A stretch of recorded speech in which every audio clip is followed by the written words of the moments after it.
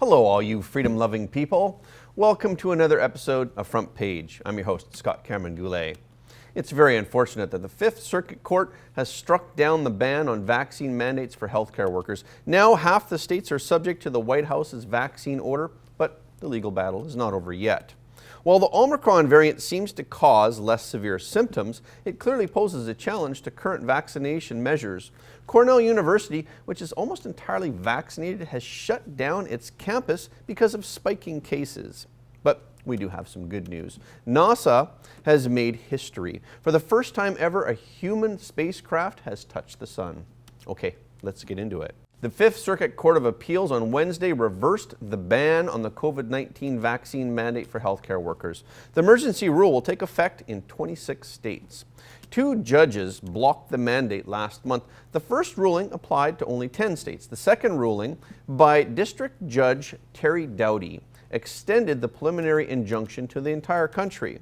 But the Fifth Circuit reinstated the mandate.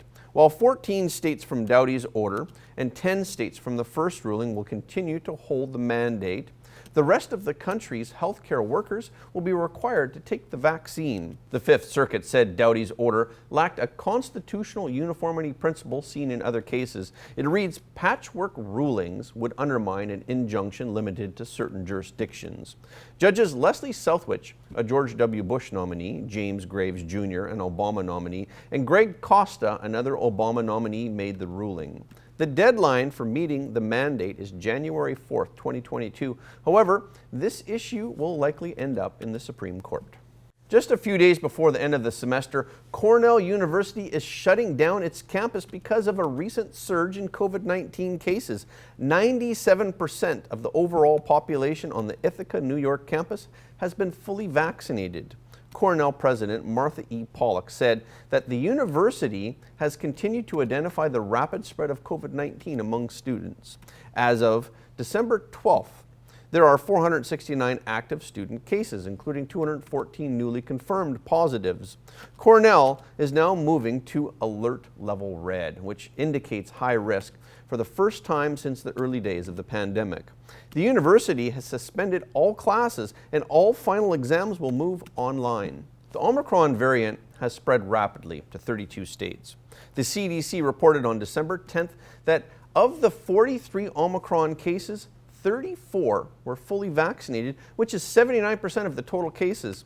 Of those fully vaccinated, 14 people, about 1/3 of the total cases, had received their booster shots, and 5 of them had received their additional shots less than 14 days prior. Reuters said that while these numbers are small, they are increasingly concerning. The CDC report also noted mutations in Omicron might increase transmissibility, confer resistance to therapeutics, or partially escape infection or vaccine-induced immunity. The World Health Organization, the WHO, said that while the Omicron variant causes less severe symptoms, it appears to spread faster than the Delta variant and makes the vaccine less effective.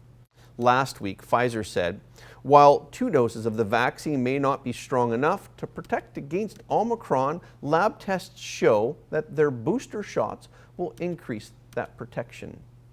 At least 1 death from Omicron has been confirmed in the United Kingdom. British Prime Minister Boris Johnson said on December 13th that this variant now accounts for about 40% of cases in London. Omicron has also been found in China. As the countdown to the Beijing Winter Olympics begins, the CCP has made it a political mission to clean up the virus.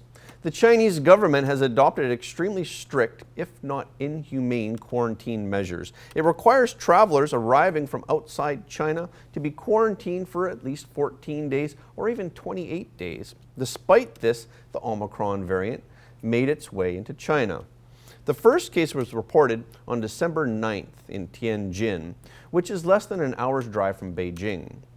Another positive case was reported in Guangzhou on December 14th. The Guangzhou case was a 67-year-old man who entered China from abroad on November 27th. He tested negative several times during the intensive quarantine period. After 14 days, he returned home to Guangzhou and continued quarantining at home. Then he tested positive 1 day later. The recent COVID outbreak in multiple parts of China, especially the emergence of Omicron cases, is putting the CCP's epidemic prevention efforts to a severe test. I want to take a moment to thank you all for your support of Front Page. Your donation and your membership subscription help us to keep telling the truth. If you don't know about our membership site yet, it is where we put our exclusive and sensitive content that we cannot post on YouTube. I want to show you a trailer of a recent event that you may not have heard about. The United States led a global summit on democracy and invited over 100 countries and regions, but not Russia or China. It seems to be a confrontation against the Chinese Communist Party, but it is rather ironic that the current U.S. government touts itself as a model of democracy. Once Joe Biden and Kamala Harris spoke, it became clear to everyone that they had been lied to. So, what was the White House trying to achieve with a democracy summit? Find out in this exclusive membership video on frontpageshow.com. Okay, let's get back into it. Lithuania confirmed on December 15th that it has recalled all its diplomats in China due to the intensifying conflict with the CCP. The Lithuanian Foreign Ministry said that the embassy to China will now operate remotely. A diplomatic source told Reuters that 19 Lithuanian embassy staff left Beijing due to the CCP's intimidation. The Chinese regime downgraded the diplomatic status of Lithuania, so embassy personnel fear they will no longer have diplomatic immunity and they are therefore at risk. There are many examples of the CCP arbitrarily detaining citizens from other countries, such as former Canadian diplomat Michael Kovrig. He was held hostage by the CCP during the Huawei dispute. The conflict between Lithuania and the CCP began in July when Lithuania decided to allow Taiwan to set up a representative office in the name of Taiwan. Angered by the decision, the CCP recalled its ambassador to Vilnius and also asked Lithuania to recall its ambassador to Beijing. The CCP further imposed economic sanctions that blocked all Lithuanian exports to China.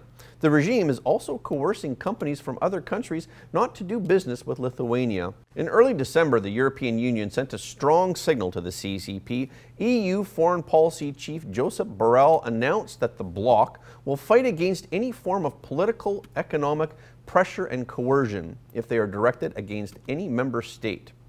Next, I want to share with you two recent breakthroughs in technology and medicine. Alzheimer's disease is one of the most common forms of dementia. The CDC estimates that up to 5.8 million people in the United States live with Alzheimer's. Now, there's good news for these people. Researchers say they may have found the molecular level cause of the disease. Scientists at the University of California, Riverside, the UCR, said that the key to understanding Alzheimer's may have to do with the tau protein. The protein is likely the culprit of neurofibrillary tangles. These are found in the brains of Alzheimer's patients. Previously, research suggested that it was the amyloid plaques that may have been the cause. Both the plaques and the tangles are critical indicators for doctors when diagnosing people with Alzheimer's. Researchers looked into the differences between people who developed dementia and those who didn't. Those who had plaques and tangles but had no dementia had a normal form of the tau protein. However, those who had a different-handed form of tau and developed plaques or tangles were diagnosed with Alzheimer's. UCR professor Ryan Julian said roughly 20% of people have the plaques but no signs of dementia. This makes it seem as though the plaques themselves are not the cause. For the first time in history, a NASA spacecraft has officially touched the sun. It plunged through the unexplored solar atmosphere known as the corona. The Parker Solar Probe actually flew through the corona back in April when it made its 8th flyby of the sun. It took scientists a few months to get the data back and then several more months to confirm the feat. Parker was launched in 2018 with the goal of one day making it to the sun's corona. The craft touched the corona when it was about 8 million miles from the center of the sun. It registered conditions where the sun's massive solar atmosphere ends and the solar wind begins. Parker actually weaved in and out of the corona at least 3 times, each a smooth transition. The project scientists reported that the corona appears dustier than expected. They hope that continued exploration will help them better understand the origin of the solar wind and how it can interfere with life on Earth. Parker will keep drawing closer to the sun and dive even deeper into the corona until its grand finale orbit in 2025. I want to take a moment to read and respond to some of our viewers' comments. This one is very touching, and it's from our December 11th episode. Carly wrote, "Scott Cameron, thank you so much for bringing attention to the practitioners of Falun Gong. Everyone should know what is happening, and this should be the end of it. The number of people whose lives were ended for their organs is inconceivable. Even one life is precious, and the thought of their mental and physical suffering hurts me greatly. With so many countries pulling back on the Beijing Olympics, I pray that there's now a worldwide refusal to turn our backs on our brothers and sisters. Falun Gong teaches meditation and living a life of truth, compassion, and forbearance. These are higher moral principles.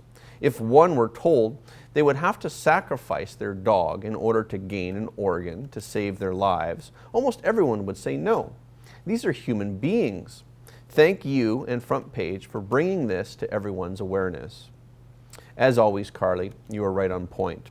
A family member of mine was considering an organ transplant around the time I first heard of the atrocity taking place in China. It really hit home for me that not only are the Falun Gong practitioners being killed on demand, but also the people who are getting the organs are often unknowingly participating in this crime against humanity. There is a special place in hell for the CCP, and its time is coming soon. This comment is from Carmen Johnson. "Great job as always. Love your show. So well presented. Thank you, Scott. The truth always has a way of coming out. God is great and miracles happen. Amen." Thank you, Carmen. The truth sure makes my job easy. I just have to say the words and the lies just disappear. This comment is from our membership episode about Apple signing a secret $275 billion deal with the CCP. Baby girl BG Gary said, "Very wrong. Tesla and Apple have made a grave mistake. I would have never signed any deal for any amount of money. They have been hoodwinked by the CCP. God, please protect all true freedom-hungry people. I pray for all humanity." All of these people with wrong intentions are showing us their true faces over the past years. Draining the swamp must be like playing the game at the fairground, whack-a-mole.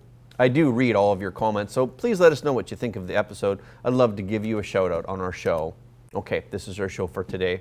Thank you for watching Front Page, and we will see you next time.